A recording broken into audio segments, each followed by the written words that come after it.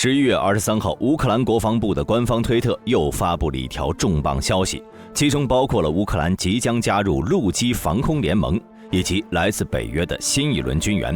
以上的这些消息呢，来自于乌克兰国防联络小组的第17次会议。北约的新一轮支援呢，能否打破乌克兰目前的僵局？在冬季俄乌战场又会出现哪些变化？今天大兵带着各位兄弟一起解析一下。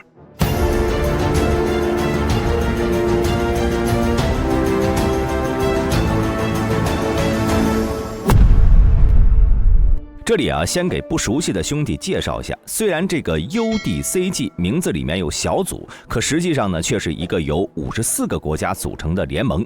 其目的呢，是为了协调北约31个成员国和其他23个国家对乌克兰的军事援助，以应对俄乌冲突中复杂战况。这次乌克兰加入的陆基防空联盟，则是基于 UDCG 由20个国家组成，由德国和法国领导。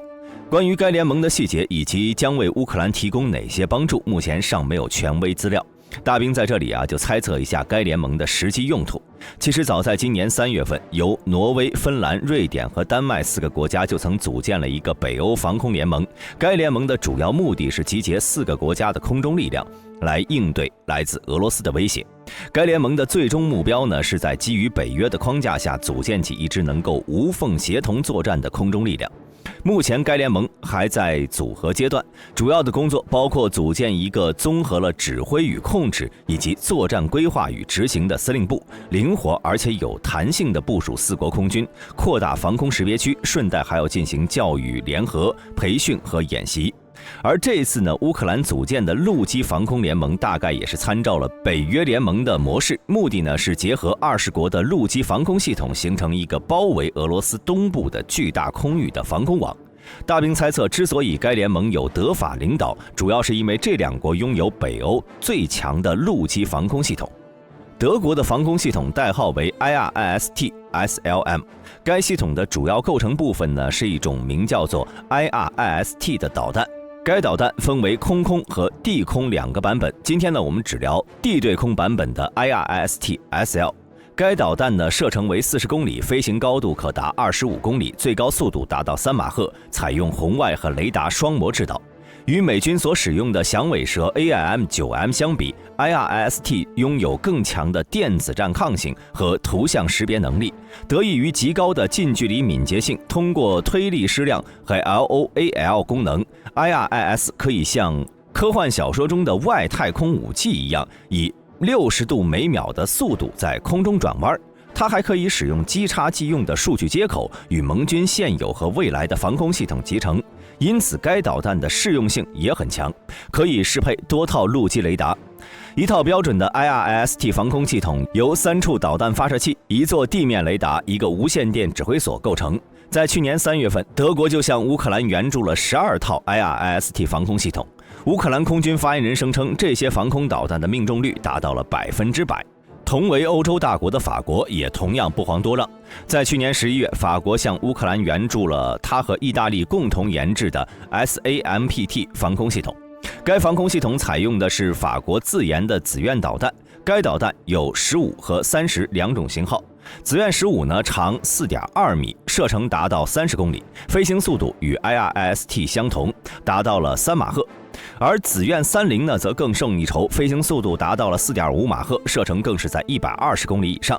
今年1月份，法国援助的6套 SAMPT 到达了乌克兰，与其同行的还有20名技术人员，以帮助乌克兰武装部队快速熟悉这些武器。德法的2种防空系统，除了乌克兰，在其他欧洲国家内也有部署，包括刚才说过的北欧防空联盟。这些使用德法防空系统的国家本身就存在着深度的军事合作。这次借着俄乌冲突成立陆基防空联盟，其目的呢也是在于加强彼此的防空能力，以图在面对威胁时有更强的抵抗能力。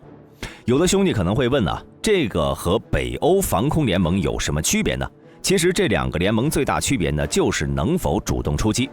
北欧防空联盟不仅可以调控陆基地对空导弹，还能调动4国的空军主动出击。但是陆基防空联盟听名字就知道，主要是建立陆基防空系统的联合作战体系。在俄乌冲突中，联盟中的国家可能会同乌克兰共享防空识别区飞行物情报，或者是为乌克兰提供操作人员的培训。但是至于从乌境外发射陆基空地导弹，大兵个人认为可能性是较低的。在这个敏感的时期，任何国家都应该避免将冲突扩大化，否则极有可能引火上身。除开成立新的陆基防空联盟，这次 UDCD 小组会议还敲定了下一批的援乌计划。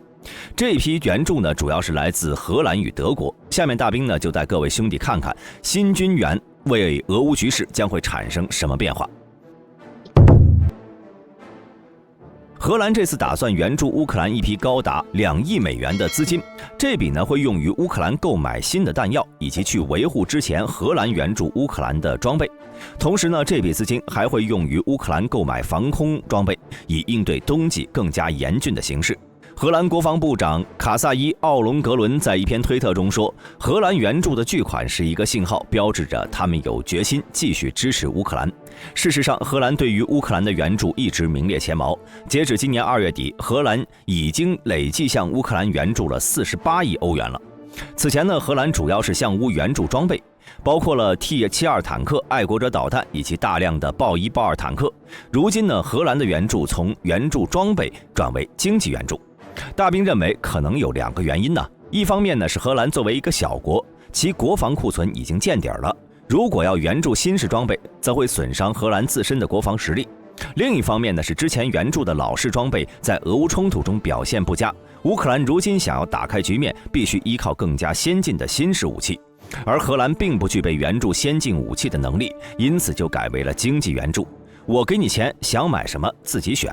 这笔2亿美元的援助到底能对俄乌形势产生什么变化？荷兰国防部已经说得很清楚了，就是购买弹药、维护设备以及加强防空系统。可以看出，荷兰国防部更倾向于乌克兰能巩固阵线，确保当前的战争成果。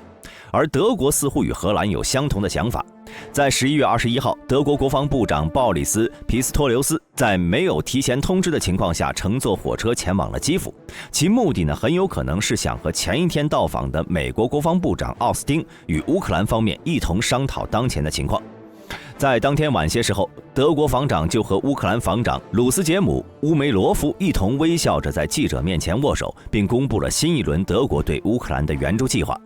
该计划呢，总价值达到了 1.4 亿美元，包括4套我们刚刚说过的 IRIS-T 防空导弹以及弹药，4套爱国者系统和约2万枚155毫米炮弹和反坦克地雷。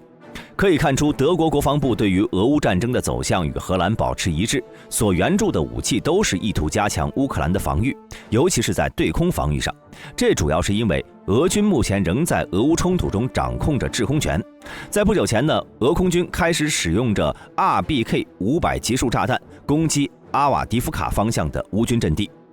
RBK-500 呢是一种红外制导的集束滑翔炸弹，内部可以携带15枚 MOTIV-3 SPBED 反坦克子弹药，一次就可以覆盖数公里的土地，能够从乌克兰的防区外进行打击。这些滑翔炸弹对乌克兰阵线形成了很大的威胁，但乌克兰目前缺少防空武器来应对这些远程攻击。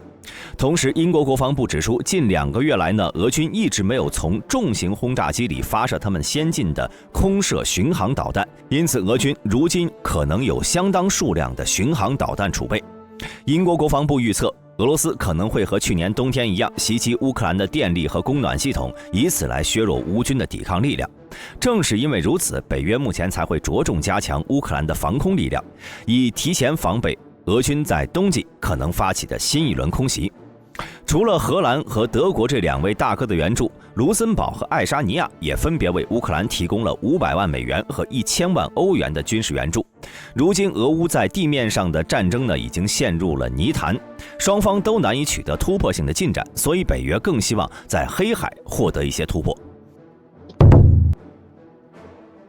不知道兄弟们是否还记得，今年5月份，英国和挪威建立了战略伙伴关系，成立了一个海上联盟，以共同应对海底威胁和保护重要设施，不让北溪管道被炸事件再次发生。而这次乌克兰国防部却说，英国和挪威正在准备海上联盟的框架内寻找加强黑海安全的方法，这就很有意思了。从地图上我们就能看出无论是英国还是挪威，都距离黑海相隔甚远，甚至领海都不挨着。